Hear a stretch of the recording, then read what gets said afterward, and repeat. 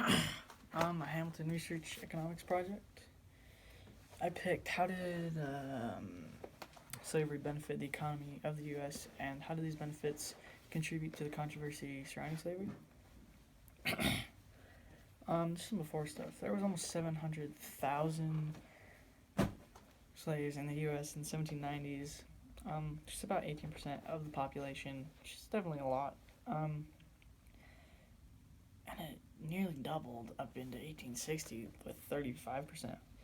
And America's oldest crops like tobacco were decreasing in the amount of people making them were decreasing because textile industry in Great Britain was exploding. There was a huge demand for cotton clothing and cotton in general, which meant an increase in slaves. Like cotton was hard to obtain because like picking it and then how they sort it, kind of like how they pull it apart, deseeding it.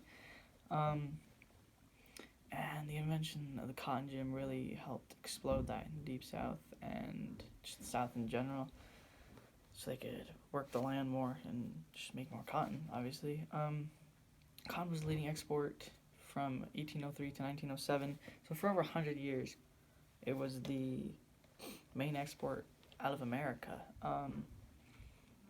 Planters expected a good slave to work 10 acres of land to pick 200 pounds of cotton a day, which is a lot. Like, cotton is not light.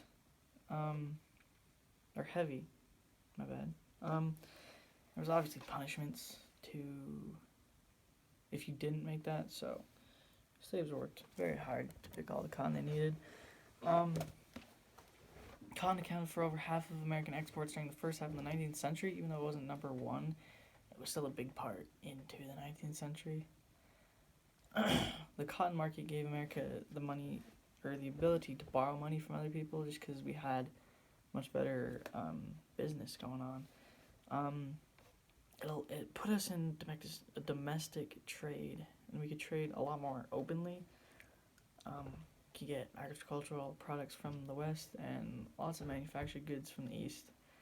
And then in 1793, when Eli Whitney invented the cotton gin, it just separated the cotton from the seed, which made production much quicker, which really helped everyone, really, besides the slaves, obviously, but helped our economy, helped us get our cotton going. Cotton existed in Great Britain a lot, but it definitely existed in the North, too. They didn't have slaves picking cotton in the North, but the slaves picking the cotton in the South really benefited the North, so they could use their textile mills and make textiles out of the cotton. It fueled the Industrial Revolution in both countries, the U.S. and Great Britain. And this is crazy, out of the 3.2 million slaves in the U.S., in the 15 slave states, because not all of them were slave states, but 1.8 million were producing cotton. So almost a half. I think that's 40%, around there. This led to New Orleans having 12% of the nation's total banking just in their city. Just obviously a lot. My history teacher, I was talking to him, and he was talking about how the slaves were a necessity for wealth, and it's really how we got to where we were. It wasn't good, but he compared them to cars today. Obviously slaves aren't objects, but he talked about how all our businesses today revolve around cars, and if we just pulled cars right out of the system, we wouldn't be able to have business. Especially just not like it is, because we're booming right now, technically. And cars are a huge part of that, and if we just pull them out, no one would be down for that. and they just boost our economy.